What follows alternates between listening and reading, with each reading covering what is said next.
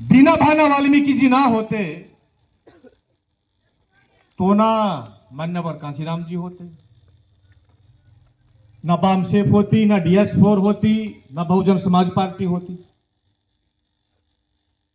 उन्होंने कांशीराम जी को तैयार किया और आज देश में इतना बड़ा आंदोलन तैयार हो गया। इसके लिए भी हम मान्य दीना भाना वाल्मीकि जी का जिंदगी भर ताउम्र कर्ज नहीं चुका पाएंगे। इसके लिए भी हम इस मूवमेंट को आगे बढ़ा रहे हैं। आज एक खास पर्व है, इसको बंद कर दो, ये छोटे वाले को बंद कर दो। आज एक बहुत खास पर्व है जब देश में अंग्रेजों का शासन था। यहां पर बहुत दल थे, बहुत सेना थी, लेकिन कमजोर थे। आज के दिन 1 मार्च 1943 को आजाद हिंद फौज को मजबूत करने के लिए चमार रेजिमेंट का जो आज के दिन स्थापित हुई थी, चमार रेजिमेंट का स्थापना दिवस की भी आप सभी को बहुत बहुत बधाई। यह चमार रेजिमेंट इतनी बलशाली और ताकतवर थी, जब लड़ते थे तो ऐसा लगता था जैसे मशीन चल रही। ये मैं नहीं कह रहा हूं, ये मेरे शब्द नहीं है, ये अंग्रेजी हुकुम के जो अंग्रेजी शासन था उस समय उसके शब्द थे।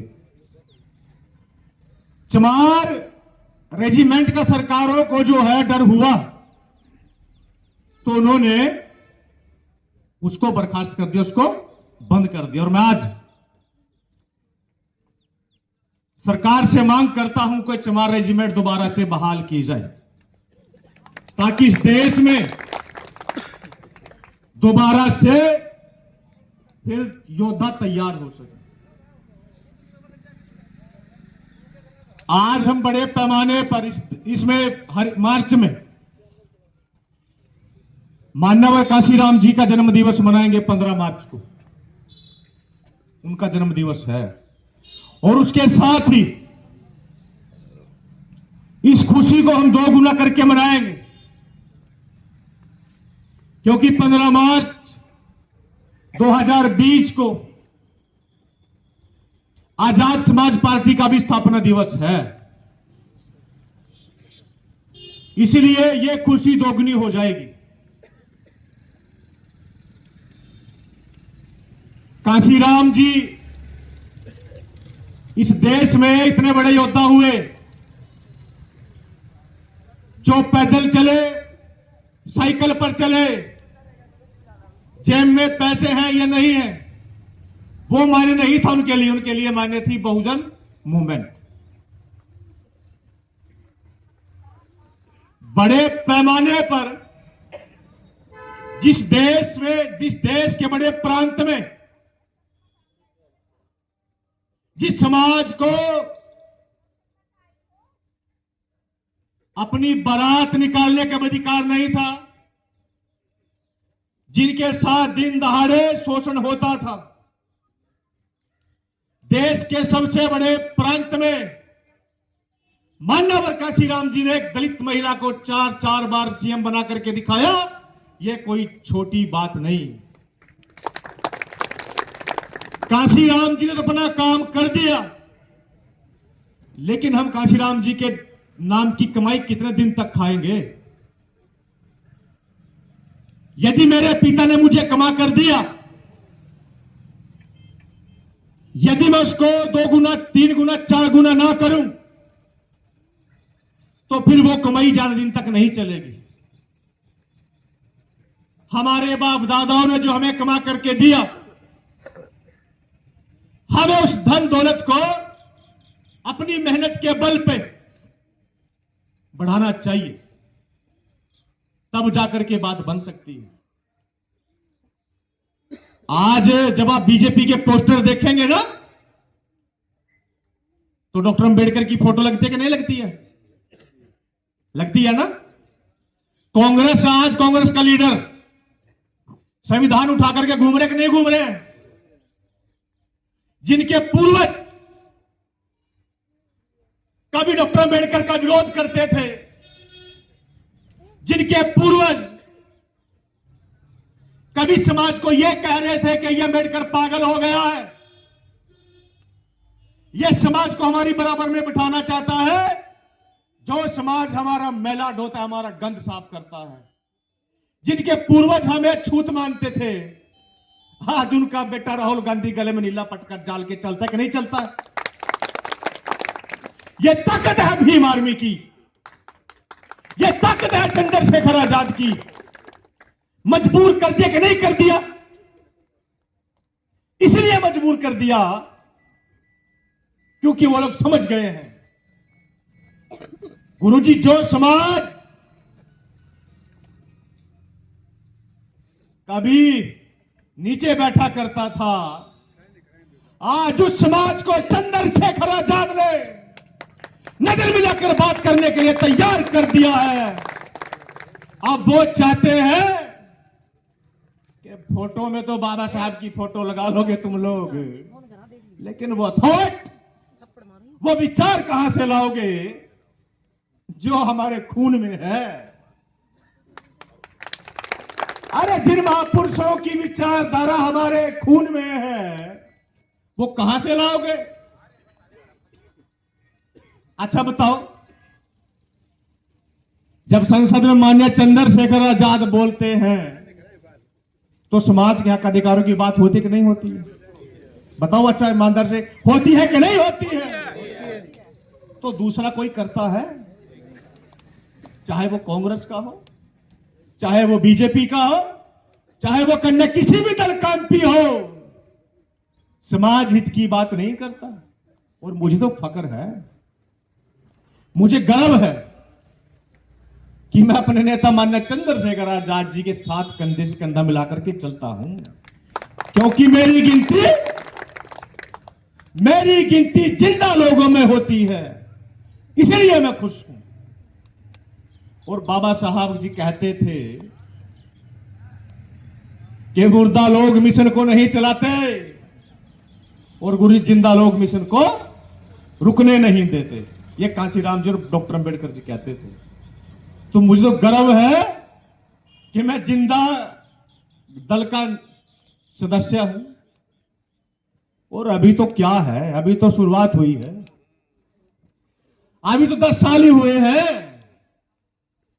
10 साल में इस देश में बहुत बड़ा बदलाव कर दिया कि नहीं कर दिया? आज यदि आप नीला परना डाल के किसी थाने में चले जाते हो तो कुर्सी मिलती है कि नहीं मिलती है? मिलती है कि नहीं मिलती है? और जब आप कहते हो कि हम चंद्रशेखर आजाद की टीम का हिस्सा, हम भीम आर्मी के कार्यकर्ता है, तो ये भी कहते हैं भाई पानी लेके आओ रे, और उसके बाद चाय पिलवाओ। यह ताकत है जुगनू मेहरा जी भीम आर्मी की। यह दिया है चंद्रशेखर आजाद ने। जो लोग आज माननीय चंद्रशेखर आजाद जी के ऊपर आरोप लगाते हैं, मैं उनसे कहना चाहता हूं भाई, तुम हीरे को मिट्टी में डाल दो, तुम हीरे को गंध में डाल दो, भाई वो हीरा ही तो रहेगा। उसको जब निकालोगे तो वह हीरा ही रहेगा, वो मिट्टी नहीं बनेगा।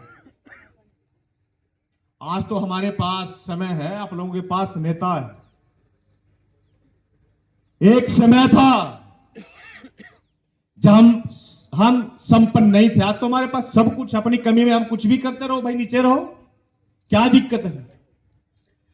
अब तो नेता है चंद्रशेखर आजाद जैसे नेता है कि नहीं है, जो लठ से भी मजबूत है और कठ से भी मजबूत है, जो शिक्षा से भी मजबूत है कि नहीं है?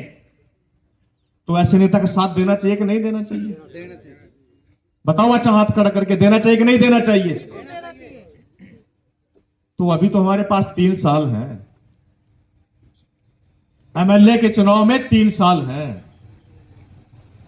3 साल में क्या बदलाव नहीं हो सकता? बशर्ते हमें काम ईमानदारी से करना चाहिए। जो वोट बाबा साहब ने अपने 4 बच्चे कुर्बान करके हमें दिया, जो वोट बाबा साहब ने भूखा रह करके एक ब्रेड 3 दिन पानी में डबो डबो करके खाए, बड़े त्याग बलिदान से जो हमें वोट का अधिकार दिया, अब समय आ गया है कि उस वोट की चोट से हम इस देश की सत्ता पर कब्जा करेंगे। और जिस दिन इस देश की सत्ता पे हमारा कब्जा हो गया और जिस दिन माननीय चंद्रशेखर आजाद जी को इस देश का पीएम बना दिया, तो क्या लगता है आप लोगों को बदलाव होगा कि नहीं होगा? होगा, 100% होगा। जिन बच्चों के साथ आज ये गिद्ध नजर डालते हैं ना, गलत नजर डालते हैं, गलत करते हैं जिन बच्चों के साथ, क्या उनकी हिम्मत होगी उन बच्चों के नजर उठा करके देख लेंगे? बताओ। अच्छा, ये जो अनुवादी लोग जो कहते हैं कि दलितों को हम घोड़ी पर नहीं चढ़ने देंगे, तो इनका इलाज होगा कि नहीं होगा? जो लोग ये कहते हैं कि इस समाज के लोगों को हमारी गली से नहीं गुजरना, भी यूपी में और मध्य प्रदेश में, राजस्थान में ऐसा एरिया है कि जूती निकाल करके गली से जाना पड़ता है, उनका इलाज होगा कि नहीं होगा? क्या हम इंसान नहीं? क्या हम इंसान नहीं है क्या? भाई बड़ी सदियां बीत गई, बड़ा समय बीत गया, जिल्लत सहते सहते क्या अब जिल्लत सहने के समय रह गया है? अब तो परिवर्तन का समय आ गया है। हमने बहुत दिली वोट बीजेपी को, हमने बहुत एमपी एमएलए जिता दिए कांग्रेस के, क्या हमारा समाज का कुछ फायदा हुआ? बताओ, कुछ हुआ क्या? कुछ नहीं हुआ। यह गलतफहमी है हमारी। जब चुनाव का समय आता है तो वो लोग कहते हैं कि हम तुम्हारे समाज के हैं। मैं दावे के साथ कहता हूं, भरे मंच पे लाइव चल रहा है, जिन एमपी एमएलए को आप लोगों ने वोट दिया, चाहे बीजेपी का हो चाहे कांग्रेस का हो, आप उसको नंबर डाल करके देखो, फोन नहीं उठाएगा आपका, फोन नहीं उठाएगा। ये वैल्यू है हमारी, ये औकात है हमारी। काम आते हैं तो भीम आर्मी के लोग, वो तो धन्यवाद करने भी नहीं आते आपकी गलियों में। कभी कोई कहते कि हमारा धन्यवाद करने आता भाई, और दूसरे लोगों का कुत्ता भी मर जाए, जिनकी वो चमचागिरी करते हैं ना, चमचागिरी, उनका कुत्ता भी मर जाए, उनके घर में दुख व्यक्त करने आते हैं वो लोग। हमारे समाज के, मैं उनको अपना समाज नहीं मानता हूं, मेरे भी अंबाला लोकसभा से है वरुण चौधरी, मैं नाम नहीं लेना चाहता ऐसे लोगों का। जो समाज का नहीं वो हमारे किसी काम का नहीं।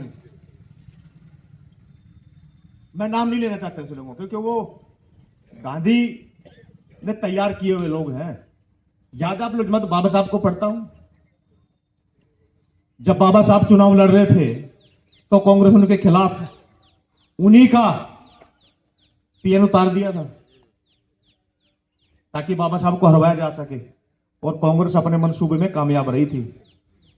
नारायण राव नाम के व्यक्ति को, जो कि बाबा साहब का सेक्रेटरी था, उनके खिलाफ मैदान में उतार दिया था।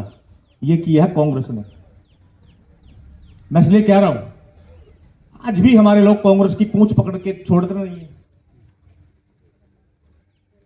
कांग्रेस में क्या है बताओ? कांग्रेस को जिंदा तो आप लोगों ने रखा अभी तक। वो लोग तो गुरुजी हिंदुत्व का नशा कर करके, हिंदुत्व का नशा करने वाले लोग हैं, वो बीजेपी में चले गए। ये चुनिंदा वोट है तो इन लोगों की है। सच्चाई बता रहा हूं आप लोगों को कि मैं तो देखता हूं बहुत बारीकी से। आप लोगों ने जिंदा, आज आप लोग छोड़ दो, हवा नहीं आएगी कांग्रेस की। छोड़ दो आज। ये लोग हमारा यूज करते आ रहे हैं सदियों से। अब तो हम पढ़े लिखे हो गए हैं ना।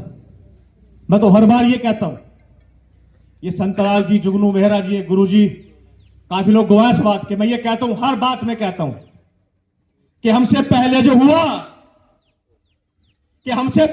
हुआ उसके गुनहगार हम नहीं है।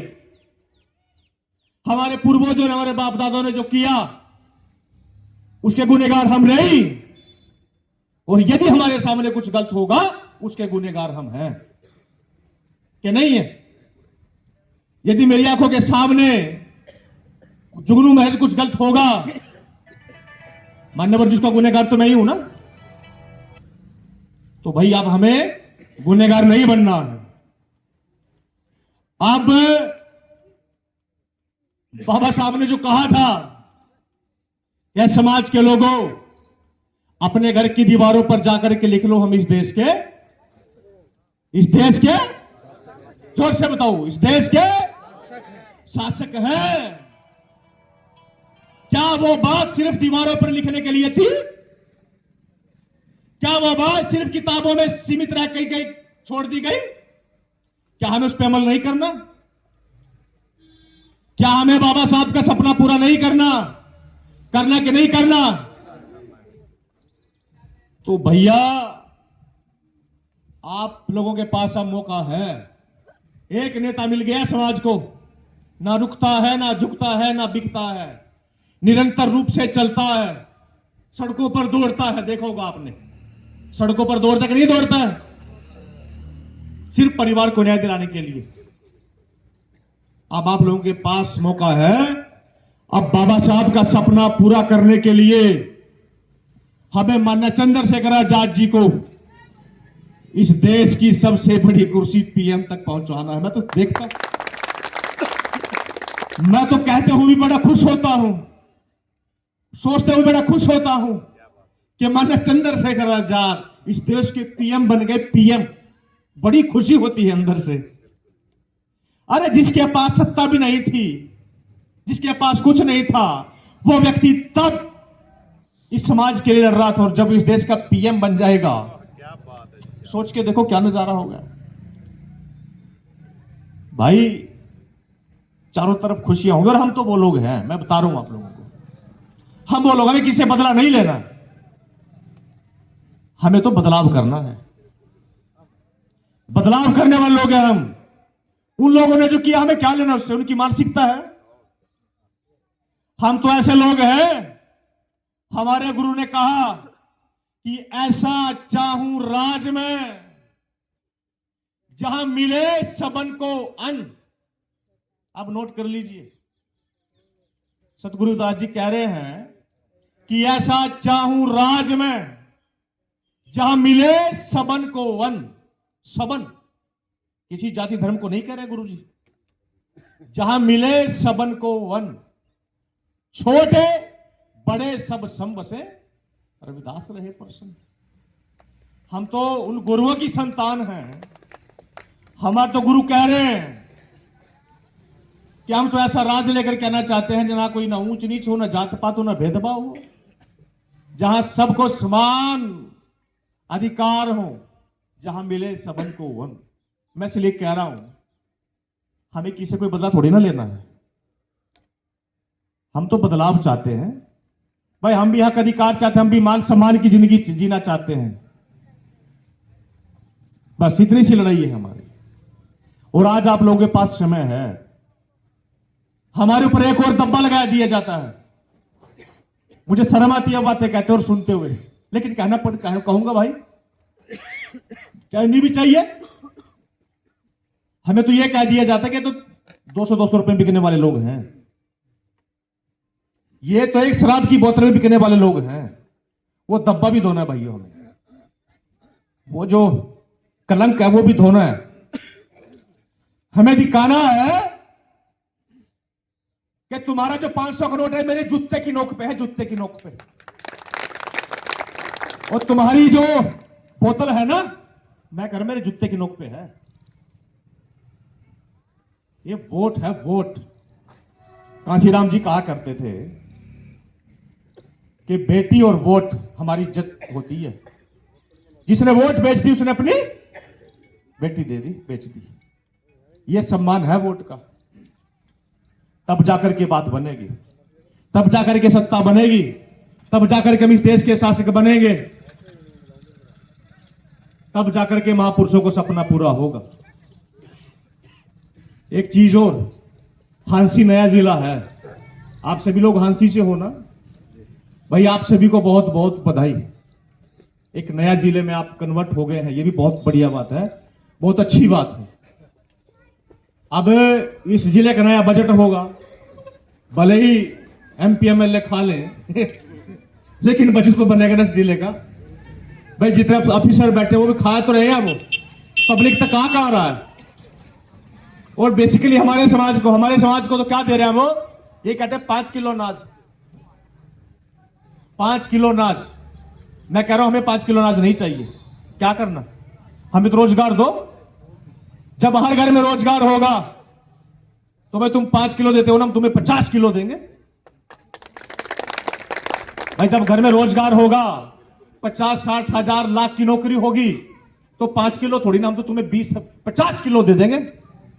हम अब छोटी सोच के लोग नहीं रहे, अब बदलाव हो गए, अब पढ़े लिखे लोग हो गए। तो धन्यवाद आप सभी का। आज रोहतास सिंगला जी जो कि आजाद समाज पार्टी के नेता रहे, आम आदमी पार्टी के नेता रहे, ये आम आदमी पार्टी को छोड़ करके माननीय चंद्रशेखर आजाद जी के इस कारवां को देखते हुए, माननीय चंद्रशेखर आजाद जी के काम को आगे बढ़ाने के लिए आज से भीम आर्मी आजाद समाज पार्टी जो है ज्वाइन कर रहे हैं। हम इनका स्वागत करते हैं।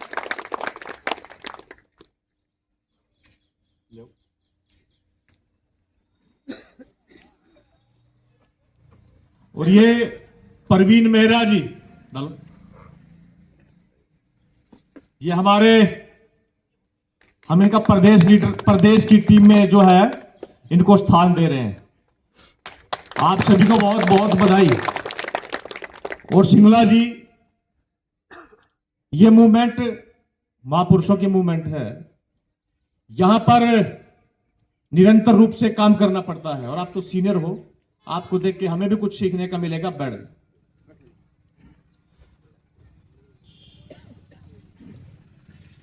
क्या नाम?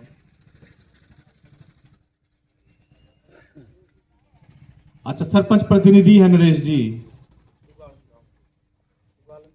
उगालन गांव से। ये चीजें सबको पहले लिख के देनी चाहिए।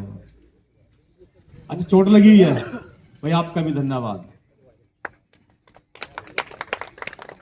अच्छा, आपको चोट लगी थी, आपके मामले में पुलिस कार्रवाई नहीं कर रही है। अभी एसपी को कॉल करके जाऊंगा, निश्चिंत रहो। आपके सामने एसपी को बोल के जाऊंगा, चेतावनी दे करके जाऊंगा। पहले एक बार आपकी सुनूंगा मैं, उसके बाद एसपी को बोल करके जाऊंगा। अभी इतनी ताकत है हम में, ठीक है, कार्रवाई करवा के जाएंगे, ठीक है। ये टीम है,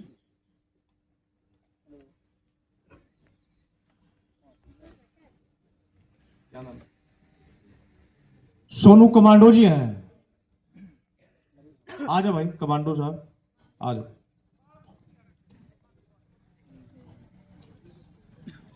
डालो भाई इनको माला डालो, कमांडो साहब को।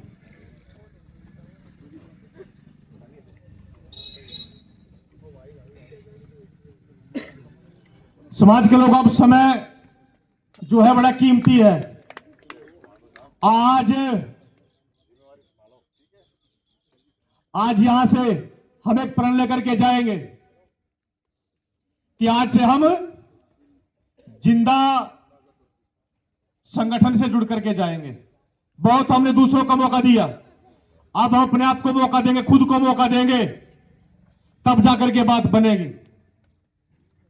हमारे पास 3 साल है, 3 साल में हमें वो करके दिखाना है जो महापुरुष चाहते थे। एक जिला से लेकर के बूथ लेवल की टीम बनानी है, तब जाकर के बात बनेगी। आप सभी का बहुत बहुत धन्यवाद, आपने मेरी बात को सुना। जय भीम, जय भारत, जय मंडल, जय जोहार। जय संविधान। धन्यवाद अध्यक्ष जी। अध्यक्ष जी से प्रार्थना करूंगा, सुभाष आजमपुर, सुरेश आजमपुर, पवनदीप कुंडिया जी फटाफट ऊपर आ जाए सर। अच्छा, एक सदस्यता अभियान चला रखा हमने, सदस्यता अभियान, क्योंकि 15 मार्च को आजाद समाज पार्टी का स्थापना दिवस है, तो उसके लिए हमने सदस्यता अभियान चला रखा है। यदि कोई सदस्यता लेना चाहता है तो संपर्क कर सकते हैं। ये शमशेर जी को दे दो उनको। यदि कोई सदस्यता लेना चाहता है तो वो ले सकता है। धन्यवाद। जय भीम, जय भारत। धन्यवाद अध्यक्ष जी। अध्यक्ष जी, आज मैं बताना चाहूंगा कि इस भीम आर्मी की सभा के अंदर जो सरकार ने षड्यंत्र रच करके जो हमारे समाज को तोड़ने का काम किया था, आज भीम आर्मी हास्य की टीम ने साबित कर दिया है कि यहाँ पर चमार का बच्चा, वाल्मीकि का बच्चा, कुमार का बच्चा, सोनी का बच्चा, धानक का बच्चा और सभी वो भाईचारा हाजिर है। ये भीम आर्मी की ताकत है। तुम तोड़ो, जितना तोड़ना चाहते हो समाज को, हम जोड़ने के लिए दिन रात एक कर देंगे अध्यक्ष जी।